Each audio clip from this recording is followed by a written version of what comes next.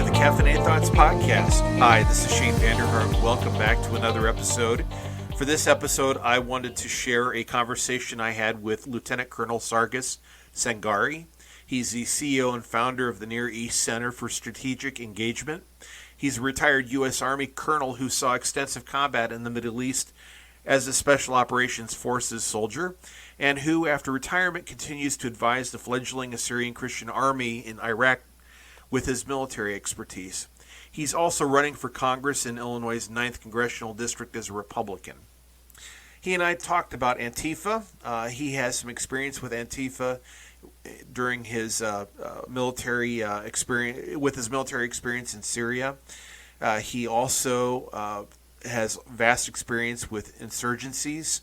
So he talked about who Antifa is, how they're infiltrating these protests we're seeing, how they're funded, how they're organized, and what their ultimate goal is. So without further ado, here's my conversation with Colonel Sangari. Colonel Sangari, welcome to the Caffeinated Thoughts Podcast.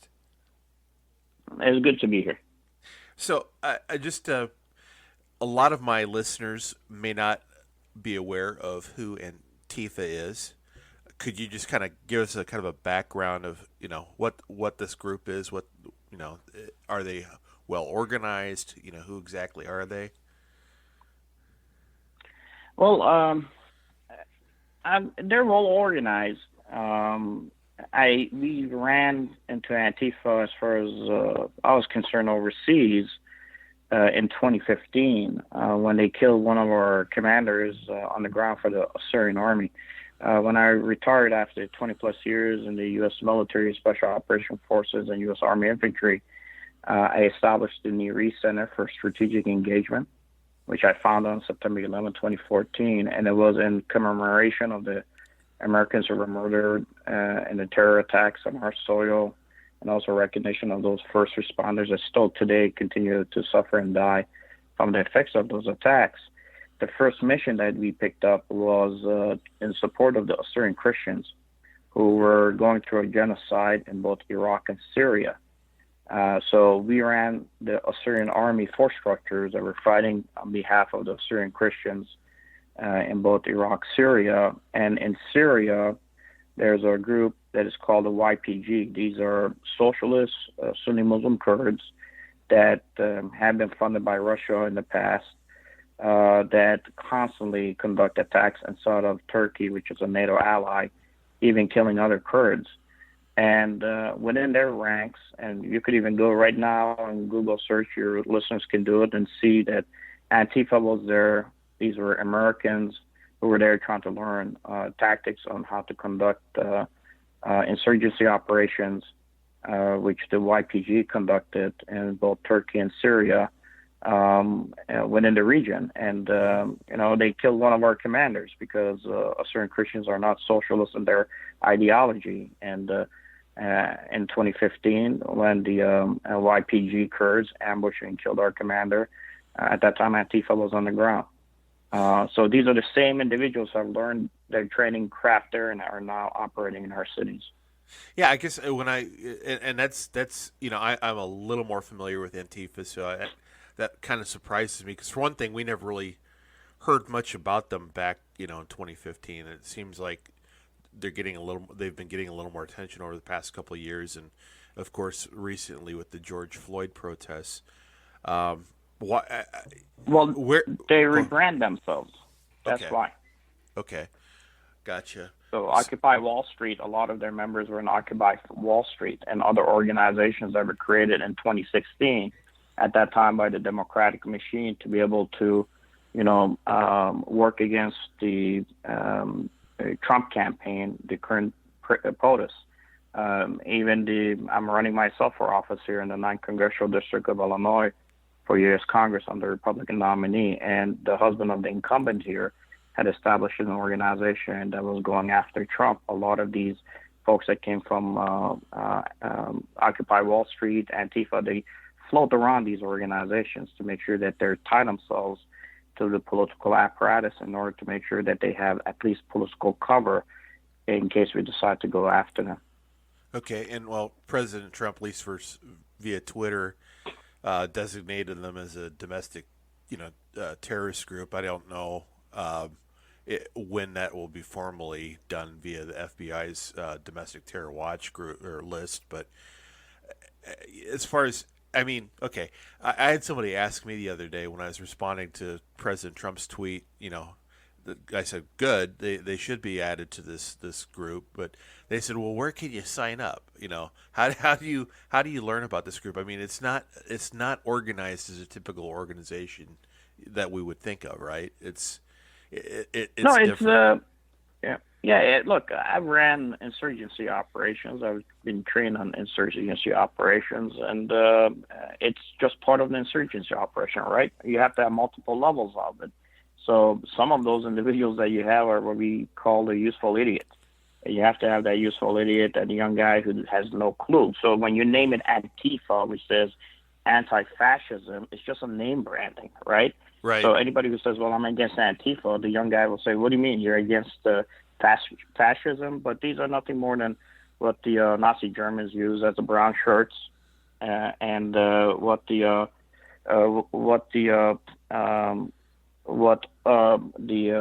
black shirts for Italy under their fascist leadership. So this is just part of a process that you need to have in place. Antifa is just a portion of what foreign powers would like to be able to use internally in the U.S. If you look at some of the pictures we're getting out of Seattle, and if you just put some of those individuals who are stroking these fires, they're so blatant because they know that the political parties are bashing each other in the head. They're not interested in pursuing the truth.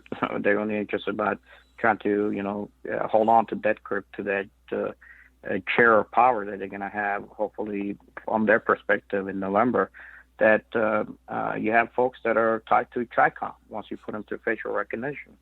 And you just got the news from Reuters that Iran and China are hacking into both presidential campaigns, both for Biden, the Democratic nominee will be, and also President Trump, who is a Republican nominee right now for 2020. So this is a reality of what we're dealing with, and Antifa is a piece of it. The guy on the ground who might be working for him may not know that he's being used. But as I said, you always have to have those useful idiots, right, to run an insurgency operation. Right. So you're, if I heard you correctly, you're saying China's behind Antifa, or are there other? Go ahead. Everybody puts money into it. Look, it's like anything else. It's a big party, right? So you get a big party, everybody's it moves forward. That's how you run insurgency operations. You get people motivated to be part of it. You stroke those fires. The way you protect an organization like Antifa is you make sure that it has members that are tied to the political apparatus. So as an example, as I said, when the incumbent's husband here, federally convicted felon, who builds an organization that is trying to counter what the Republicans were doing in 2016 election, Antifa will send his members to be part of the membership there because, of course, everybody needs help, right, with elections. So they bring people in. They don't know that this guy, they may not know that the person is Antifa or is tied to previous, Occupy Wall Street. And this way, when you start going after them, you realize if I go after Antifa now, they're everywhere. They have branches even in our own politicians that are currently sitting in the House or the Senate. So it becomes very difficult for the system to try to sever those lines. And it also becomes very difficult because when a politician realizes I'm about to lose a campaign, if suddenly they show the fact that I've been linked to Antifa, they fight whichever way they can to ensure that it makes it more difficult for whether it be the police, law enforcement, everybody else to go after them. Why? Because at the end of the day, that individual politician who's been compromised only cares about their seat and reputation. They don't care about, cleaning out this mess because they've gotten themselves involved and these individuals. So the Chinese will put money into it, the Russians will put money into it. The Russians can turn around and give money to the YPG, who has a relationship with these guys.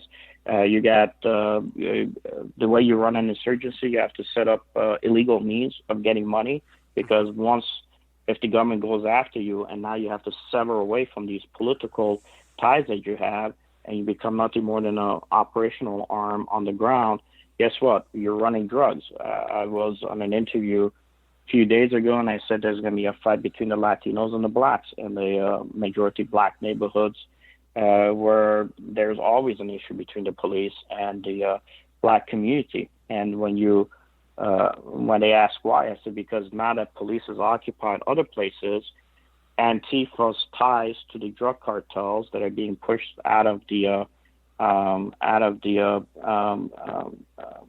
South America through the Honduras and Ecuadorian ties, who have the Mexican links here that are going to be able to expand their footprint for the drugs in these neighborhoods for a turf war to expand their operations. All this is kind of tied together, right?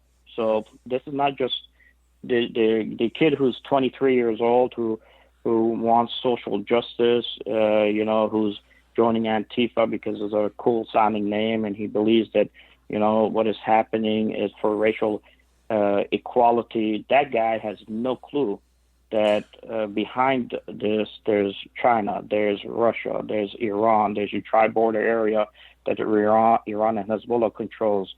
There's open borders that politicians have been pushing for, that doesn't know that, or knows that all this is moving that drug traffic into these neighborhoods.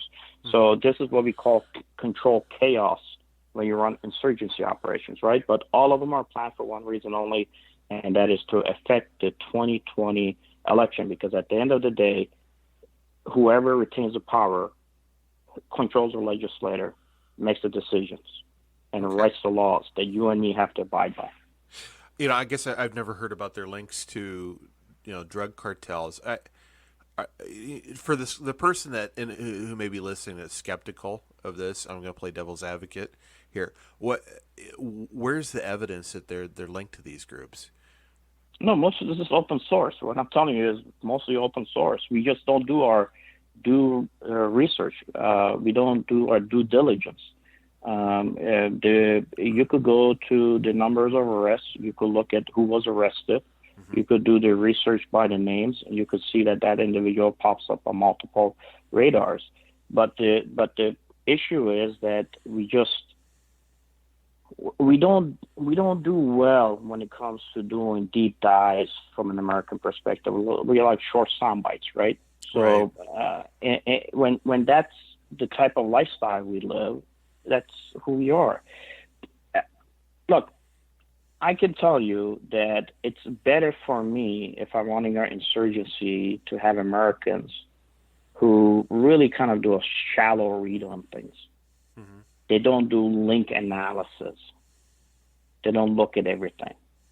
They don't say this guy's tied to this guy to this guy. As an example, when I had the Assyrian Army commander was sitting in my house in 2014, I put pictures of individuals going back to World War I who were arrested by the Turks during the first war. And I said, do you know who this guy is? He said, I have no clue who this guy is. I'm like, this guy is tied to the guy who's tied to the chemical weapons out of Syria.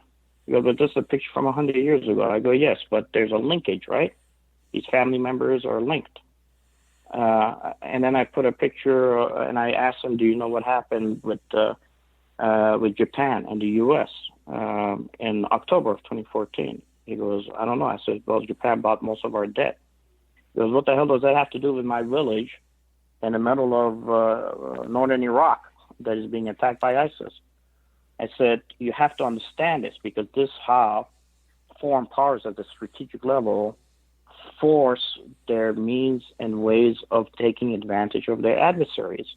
So when Japan buys our debt, and Russia knows this, and Russia has been for 100 years trying to get into Syria to control 2 warm water ports, and that's been their wants and needs from Alexander, all the way to today's Putin, they're going to use whatever they can advantage-wise to get there. So what do they do during that time? They force their connections through China with the Shanghai Cooperation Organization that is tied to North Korea to put pressure against Japan, which means now Obama, who was trying to get out of the Middle East to focus on South America, is now hampered to what type of a reaction he could have in Syria, because he knows he can't fight a two-pronged war, especially when he's pulling out of Middle East. He's got still troops in Afghanistan. You have to see the bigger picture. It is not just about your little village or your little town. Take a look at what happened with the death of this George Floyd. Inherently, what happened? George Floyd was murdered on the police custody. Okay, but when you look at the details of where was he killed, well, it's all about messaging, right? He was killed in Minneapolis. The mayor of Minneapolis, Jacob Frey, is in charge of the police department, just like the mayor of Chicago is in charge of the police department. They're the chief executive of giving orders to that police department. So he could have intervened way before this murder took place and the death of Floyd, because there were 18 prior complaints against this one police officer. Okay? Right. George Floyd was killed in a Minneapolis city, which is heavily Democratic city. Actually, the Democratic Party in that city is the Democratic Farmers Labor Party, which was an alternative to what we see today as being a far-left organization. There was no city task force that was assigned to investigate the rampant racism, brutality, if you want to call it, within the police department. The Democratic mayor is ultimately the commander of the police force. He owns them, the DEA and the police chief and the IG. All of them work for the mayor. The mayor's Minnesota governor is also himself. Tim Walz is a DFL guy, which is a Democratic Farmer Labor guy. Okay, he's a member of it, which is a far left organization alternative to what is today's far left in D.C. Did they do anything under these governors? No, they did nothing. They did absolutely nothing. So George Floyd gets killed. Now what are they doing? They're positioning everything to be able to get themselves to create the narrative for the 2020 election.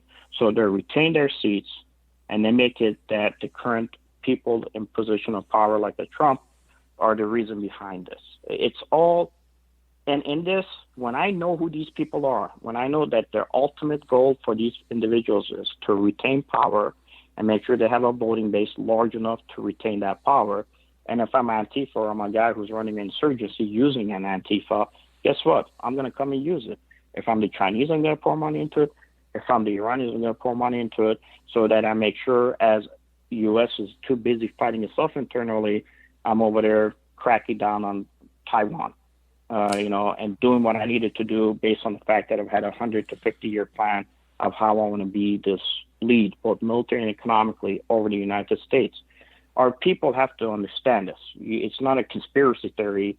It's just that you are always in competition with the adversary, and you're going to use any means, ways possible, whether it be drugs, human trafficking, internal fights between parties, race riots, to be able to conquer the enemy internally, as you are able to maneuver yourself strategically to be strong.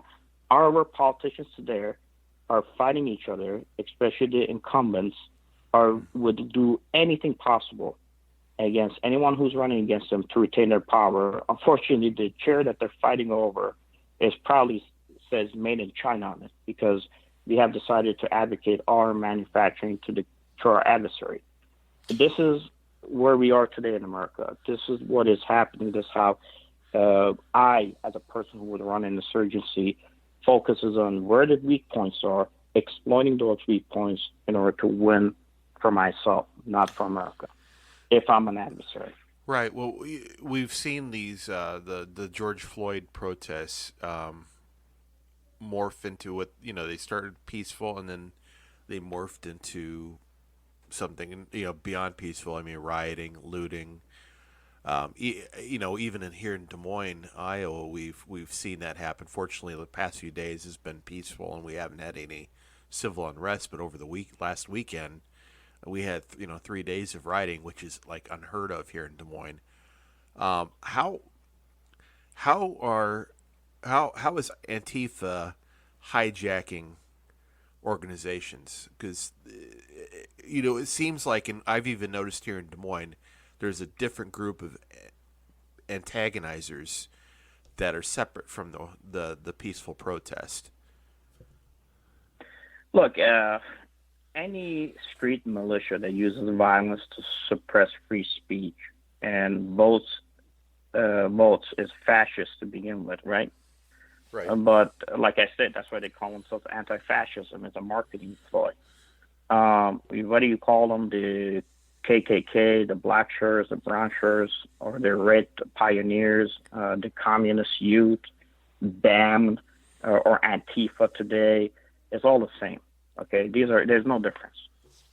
These are organizations. This works. This formula works, folks.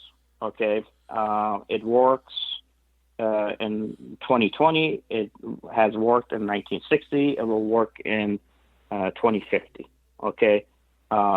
It's like the franchise. You could put you could have burgers in a franchise system of work. You could have pizza in a franchise system of work. You could put selling chicken in a franchise system of works. In itself, in its construct, this system works. So if you notice, even on social media, you have a lot of members of Black Lives Matter that are actually ground people that may not know the strategic politics of what's happening, videotaping saying, what are you doing? Why are you spraying Black Lives Matter, Antifa folks? Because they're blaming us. You've seen previous individuals who were part of the Black Lives Matter movement which initially started because a politician didn't do anything anyway, right? It wasn't the interest of a politician to do anything. So these organizations sprout out. And the politician on the other side knows that Black Lives Matter doesn't have a place on the table when it comes to passing legislation, but it alleviates the pressure on the politician who doesn't want to do anything. So he pushes these organizations forward, says, I'm with you, I'm behind you, to keep themselves in their seat. They have no want or desire to bring about social justice or change.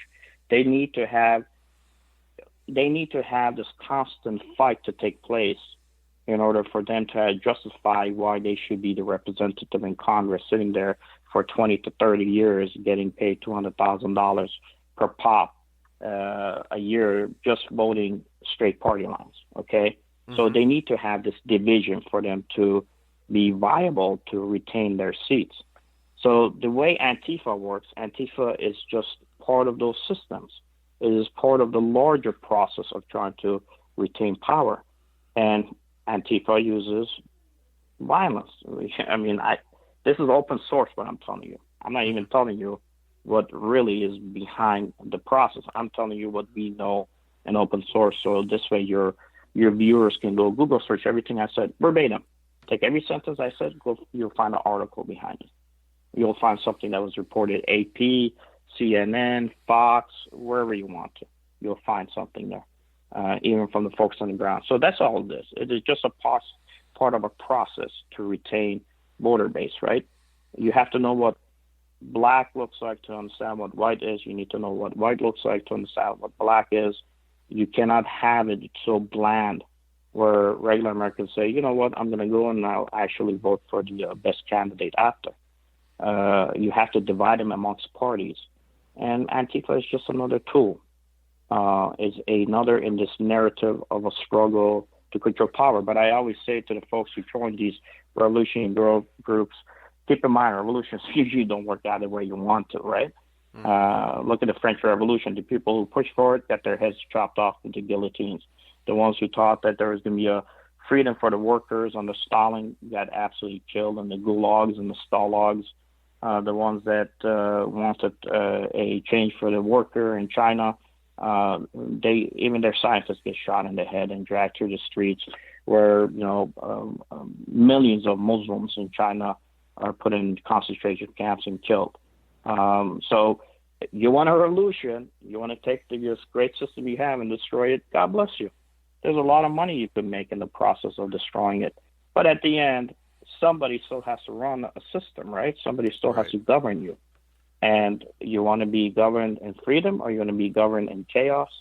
And from a plantation perspective, where somebody comes in and actually tells you where to eat, how to eat, where to go, where not to go, how to worship, what to do, what to say, what not to say. And if you're part of that process, eventually the people, these so-called guys on the ground in the army, eventually you got to get rid of them because they'll become a liability for you. So today's Antifa, if it wins, will be tomorrow's first people on the chopping block, because a person who is controller at the strategic level cannot have this type of an individual running around in his system. He can have him in your system because he's trying to destroy it, but he's not going to have him in his system. Majority of the people you use to conduct insurgency operation at the end of the day get wiped out once you put the people you want in position of power. This is just basic operations.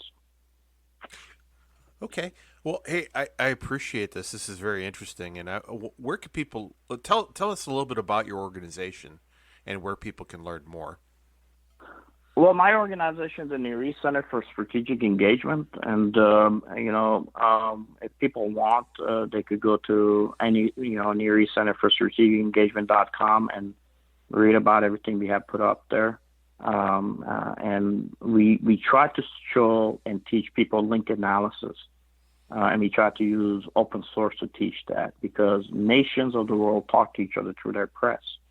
And then they could go, the other organization I set up, which was United Assyrian Appeal.org, which we use money to fund the multi-families of those poor Assyrian Christians that were trying to survive in Iraq and Syria.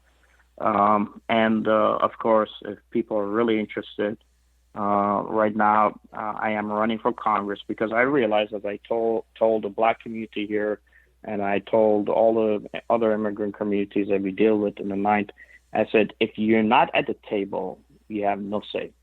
Mm-hmm. The only person who makes a decision, it ain't Antifa, it ain't Black Lives Matter, it ain't some organization you created on the ground. It is a guy and a gal who is authorized to pass bills and legislation, and that's your elected official. And if you want to make a change, you need to be at that table. And I realized that a long time ago. That's why I'm running right now. I'm a Republican nominee in the 9th Congressional District. It's going to be very difficult. It's a plus 18 Democrat. It's been gerrymandered that way.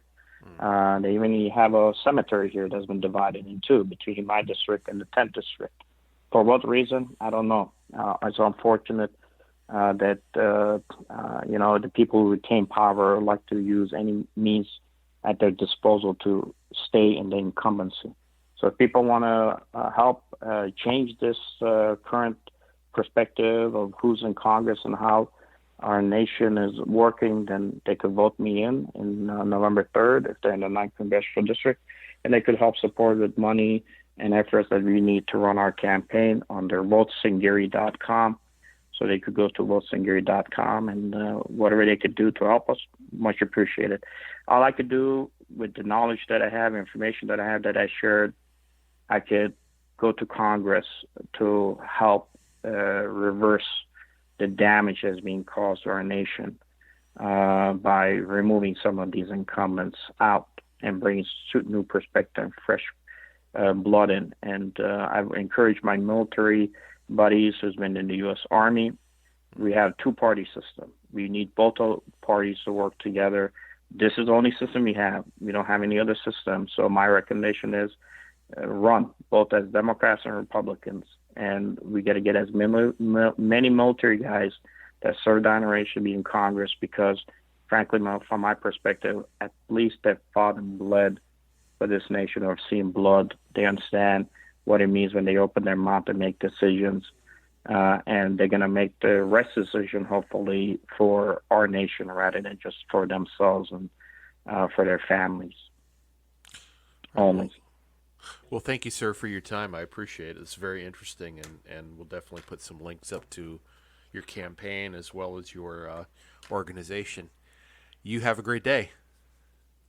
Thank you very much. Much appreciated. I know I went on a little bit long, but thank you for giving me that chance. And I hope what I put out there helps your audience. It will. It's very informative. Thank you so much, and have a great day. Thank you very much. God bless. Bye-bye. And that concludes today's episode of the Caffeinated Thoughts Podcast. Thank you so much for listening. If you happen to be listening to this podcast somewhere other than on our website, please be sure to check out caffeinatedthoughts.com. Again, that's caffeinatedthoughts.com, or you could just Google Caffeinated Thoughts, and it'll show up at the top of your search screen. Also, be sure to like us on Facebook, follow us on Twitter, sign up for our emails. That way you don't miss a single update. If you happen to be listening to this podcast on the website, we also encourage you to sign up and subscribe to our podcast using your favorite podcast app, whether that's Apple Podcasts or Google Play or Stitcher, Spotify, SoundCloud, Podbean. If there's one that I'm missing here, drop me a line at shane@caffeinatedthoughts.com, and I'll try to make that happen. Until next time, my friends, again, thank you for listening. Take care, stay safe, and we'll see ya.